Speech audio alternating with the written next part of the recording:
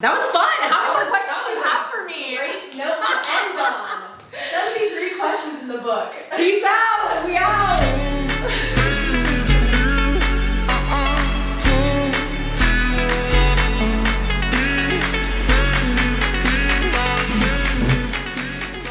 Hey Kristen, why don't you look up from that computer? I have a few questions for you. Okay.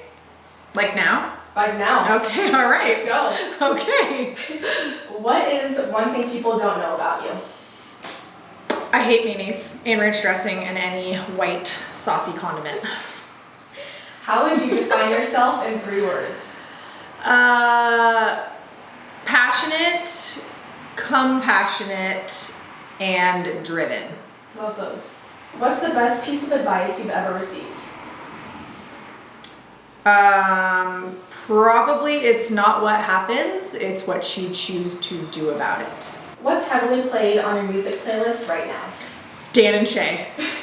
I knew you were love, gonna say that. I love them. I'm like a freaking groupie. It's so good. And they come out with new music and like it's coming in the next couple days. I'm gonna have to. I'm pumped. Yep, gonna have to do that. What's your guilty pleasure? Real Housewives, all franchises, all seasons, every episode. Of course. What's one city you've always dreamed of traveling to? London.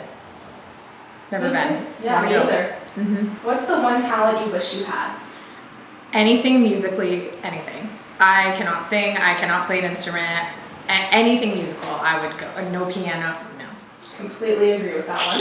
Music. What's one thing you had to learn the hard way? Probably finances and how, especially in a business capacity, I think I was very fortunate to figure things out relatively quickly, but yeah, that was a tough one. You really got to figure it out the hard way. Yeah. Well, it would be great if you didn't have to, but that's how I had to do it. That's how life goes, right? Yeah. What's a trend that you would like to see disappear forever? Dad shoes. Funny. Do you have some? No, I don't. If I did, I wouldn't tell you. No. Yeah. Describe yourself in a hashtag. Oh, wow. Honestly, organic desert living is me. It has to be. It just happened that way. It is our aesthetic. It is a lifestyle. It is truly what grounds me. It's what keeps our creative umbrella within and under that umbrella. It's organic desert living. Absolutely. What's your wake up ritual? Weekdays or weekends? Both. So weekdays, we're pretty fast and like we're moving pretty quickly. So I wake up, I either have hot water with lemon or I immediately brew coffee normally. And then Vince and I, my husband, we kind of divide and conquer. So sometimes I'll be with the girls and like he'll go run or work out, or sometimes he'll be with the girls and I'll get ready. Normally I'm getting ready and he's kind of with the girls. He'll make breakfast, then we switch, and then I make lunch for them, pack their lunches, get backpacks ready, do the thing, and then I usually take them to school. I like to take them to school. Weekends, I really do try for water with lemon, a little bit of time goes by, then I have a coffee, a little bit of time goes by, and then I go for a long walk, if weather permits, which in Arizona we usually get like around. Yeah. What's the biggest surprise you've had? This company, for sure. It started as a blog. I never imagined that we would be filming a YouTube segment in my office and have 35. Like it's such a pleasure of my life and such a dream and truly the biggest surprise of my entire existence. And I would not want to do anything else with my life. Love that. Who is your style icon? It's kind of a tough one because I feel like I have my own style and look. I tend to gravitate, I love Diane Furstenberg. I love Ralph Lauren, he's a man, like Olivia Palmero, I think has a beautiful style. Mary Lawless Lee, she's Happily Gray on Instagram, I think she's fantastic. JC Dupree, who's Damsel in Dior, I think she has a really classic, clean style. I think I tend to be a little more edgy than that, but you could stick me with any of those chicks' closets and I'd be fine. Be happy. In Ralph Lauren's closet, I'd figure out. I'm sure he has like a bolo tie that is like fantastic and amazing and fabulous denim in all different shapes and colors. And yeah. Definitely. What are 3 things you can't live without? My husband, my girls, and design. Perfect 3. Yeah. What is your favorite piece of clothing that you own? An oversized black blazer. You can wear it as a dress, you can wear it as a jacket, you can wear it tied around your waist, you can wear it open, I can wear it to the airport, I can wear it to a business meeting. Oversized black blazer. Bigger the better. Versatile. Bigger the better, yeah. And what is a must-have clothing item that everyone should have? An oversized black blazer. But if not that, a great pair of high-waisted jeans, Levi's, something that really accentuates a woman's figure, but makes you feel tight and able to stand up straight and, like everything's not hanging out. You've got like some structure and form there. I mean, you could wear a great pair of jeans literally anywhere. Yeah. What is a book that everyone should read? Principles by Ray Dalio. Can you give a little synopsis of what it's about? Yeah, it's really about people management and life and perspective. And so even if you're not someone who manages people, I think it's a really, really beautiful book because it helps find place between emotional decisions and non-emotional decisions. And Ray Dalio is an absolute visionary and a huge leader in his industry and worldwide. And he is so clear and concise and crisp. I've read it, my husband has read it, and we've both taken different things from it, but it's both connected with both of us a lot. And so I think for a book to have that kind of range is really powerful. Sounds like a good read. It's a really good read. It's a thick one, it's a big one. It'll take you a while, but it's unbelievable. Perfect. I mean, you can't go with the little ones. No. You're not going to learn anything. Yeah, it's unbelievable. What would you like to be remembered for? Being a good person. Being selfless, being a good boss, being a good mother, just being a good person. Definitely. And I think being trustworthy, I think it's really important that people know that they're safe with me and that I care about them. And when you can find relationships where it's reciprocated, it's a knockout. Yeah. What are you most excited about at this time in your life? Retirement. I'm just kidding. I don't think I'll ever retire, truly, but it is an interesting position to be in when you're in your later 30s and all of a sudden you are thinking a lot more about retiring or those years of your life than you are your 20s, right? And like that time is like long gone for me. And so it's exciting to think about all of this hard work, allowing us a lifestyle and choices to maybe not come to work every day. I'll still always do something. I'm sure be haunting you guys for 100 years, but I think I do. I feel like having foresight to see what the potentials are of a later chapter in life when our kids are grown and they have their own lives is really exciting. Yeah. What is the best advice you'd give your teenage self? Don't change a thing. No regrets. Nope. Don't change a thing. Truly. I think everything that I went through and all of the stupid things. I stole my parents' car when I was 13. All of the stupid things that I did to lead up to this very moment right here, right now is all life experience, and all those idiots that I dated, and there were many, and bad choices, you just, like, why did I drink so much? Like those things, but they had to happen because all of those things had to happen to bring me to where I am today. I really wouldn't change a thing. What's inspiring you in life right now? People. I think we're in a really weird place, right? Socially and politically, and in the climate that we're in with coronavirus and all of the things that are happening. And I do find a lot of inspiration in, as hard as we think it is, people are thriving in ways. People are also really in horrible situations, and some people are really down and they're having to pivot, even as much as I don't love that word because it's so overused and is used as an excuse in a lot of ways. People, we have been able to come together and we have been able to inspire each other, and I do think that there's a glimpse of hopefully really probably hitting rock bottom. I hope 2020 was rock bottom. Yeah. And now we can rebuild, specifically building on people and how we affect each other and the real reasons behind real relationships and ignorance and social injustice and all of those things that systemically have come to where we are today, and it needs to change. And so people really are inspiring me. You guys, every single day, everyone in our office, our clients, all the things that we do for each other, I think is another huge thing. So I would say people. So I know you said that you wanted to be more musically inclined. Yes. If you could play any instrument, what would it be? Oh, guitar. All you need is a guitar. Yeah. Agree with that too. Yep. Drugstore makeup or designer? I'm a combination of both. Something you don't know about me, maybe you don't know about me. I worked at Clinique in Longcomb when I was like 17, 18, 19, 20. I did not know that. Yes, and so I have like in me is like good quality, nice, expensive makeup. And I still do, there's certain things that I won't cross over on. Mascara is one of them. Well, actually, no. My mascara I use is L'Oreal. I do love L'Oreal. Yeah. Mm-hmm. So I'm still a high-low. I do a little bit of this. Like there's a MAC blush that I will never not use called Sincere. Lips, I go both ways. Still love a Juicy Tube, lip gloss. Skincare, no budging on the skincare. I use good skincare. Yeah. Best compliment you've ever received? Wow, best compliment honestly, any compliment about your children or your team or how the people that you love and care about and develop and put your heart into, anytime you get a compliment about how they perform when you're not there is like the best compliment ever. Yeah. You know, I mean, of course I like when my husband's like nice butt, but you know, that's the most important. Both are good. Yeah. If you could switch lives with someone for a day, who would it be?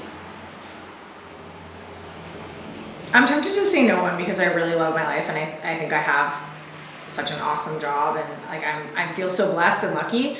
I think I would probably switch lives with someone that's like so different so that I could have that very different perspective. Just kind of see.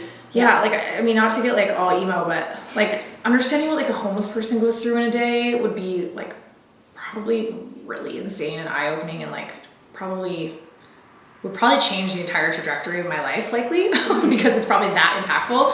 So I think like if you got that opportunity, you would want to make it a good one, you know, and figure out how, like I said, that might be like a little much.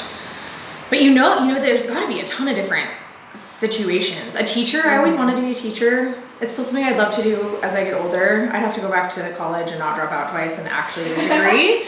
But I would love to teach design someday. I hope that's like maybe my retired career is I can teach design. Mrs. O'Cutesy was see that in the future. She was my design teacher in high school, and she absolutely like helped me identify that design was what I wanted to do. I'll never forget her name. I remember her classroom. I remember my senior project. Like I remember it like it was yesterday. So maybe a teacher. What's your biggest strength? Personally, I do think I have an uncanny ability to keep going. Like, I don't think a lot about what happened before. I am always thinking forward, which is a good thing and a bad thing, you know? Like, I'm pretty low maintenance. Yeah, well, I hope so, but like, I also see you. There's people outside the camera you can't see. Yeah, I'm not a big like dwell on the past person. I get over things quickly. I can definitely move forward. But at the same time, I think that there's a challenge with that because I don't spend a lot of time celebrating wins. I'm like, yay, so glad we did that. What's next? Yeah. You know, and like that can be a lonely place sometimes. But for the most part, I think it's good. Yeah. What's your pet peeve? Oh my God. You got a pen? I got a list for I don't, you. but I hate when people are late. I don't hate when people are late. I hate when people are late and they don't communicate. I'm running late. Like it, you know, you tweet me, Instagram me, talking to your car while you're driving me. Like, you know what I mean? It's so easy.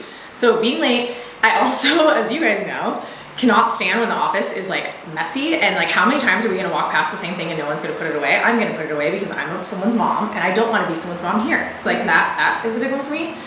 My husband, I got a whole list of the way my husband folds towels, he refuses to fold them to make them look like the rest of the towels in the closet. Like, what makes you think that this is gonna, like, and obviously I'm gonna see it, I can sense it. I'm like, and I'll go look and, yeah, I mean, there's a few, but I do feel like I'm a relatively like normal person. Yeah, I think being late, I just feel like it's just, you at least have to tell someone. You're like, everyone's late. I'm late sometimes, but I'm telling you, I'm running late. I'm so sorry. All about communication. Yeah, and if you roll in late with a Starbucks, it's freaking over. Kelly. I'm late, but by the way, I had time to stop at Starbucks. Like, oh, cute. Okay. No, I didn't want anything. Love that. It's fine. Cool. Love that for us. What's your favorite holiday? Thanksgiving. By far, I love to eat. And my cousin April cooks the best Thanksgiving dinner like on the planet. And I am asleep in food coma, tryptophan, like knockout by 6 p.m. every year. I'm asleep by like 4 p.m. It's literally my favorite. If you were not the principal designer and creative director of the Lifestyle Co., what would you be doing? I think you know what's interesting? If you would have asked me this question like 2 years ago, I probably would have said a teacher, which I've kind of already said. But I am like so into cooking now that I've always cooked for my family. Like I've always cooked. My dad is a self-taught, like truly chef. Like he can cook anything and he can reverse engineer anything. So if he tastes something, he can go home and make it. And like, oh my God, without a recipe. Like that's a superpower. Jealous of that. Yeah, that's a superpower. But I would love to be like I don't know that I'd want to work in a kitchen as much as a chef, but like Half Baked Harvest. Oh God, I love it. She has like this studio. She has what we have for design, but for cooking. And so she makes recipes and like gets to photograph them and talk about them and teach people. And I think that would be such a cool job. Yeah, absolutely. What's your favorite movie of the last 5 years? I don't care about the last 5 years. Father of the Bride. Okay, all-time favorite movie. Father of the Bride. What's your favorite cocktail? Grapefruit basil martini. Sounds delicious. Mm-hmm. Is it So 5 good. o'clock yet? Mm-hmm. I'm not drinking during the week. Couple more days. Mm-hmm. Yeah. What do you usually eat for breakfast? Gluten-free oatmeal with blackberries and like unsweetened coconut and chia seeds. Yum. That's my fave. Or avocado toast. I love avocado toast. But I don't like I can't make that during the week, you know? Yeah. Or like I pop in one of those freaking breakfast burrito deals. What's your favorite way to spend a day off? At home. Honestly, I love to wake up and like I love to have the time and the mind place to take in the light, make food. Like on the weekends, my future cookbook will be We Eat Well on Weekends or Eat Well on Weekends because I truly love to cook 3 meals a day, snacks, cheese, wine, meat, fruit, you know, and My mouth is watering. Yeah, be outside, be inside, take a nap. Like the days where I'm truly at home and I can just hang out, read a book, catch up on a magazine, you know, watch a show, cook.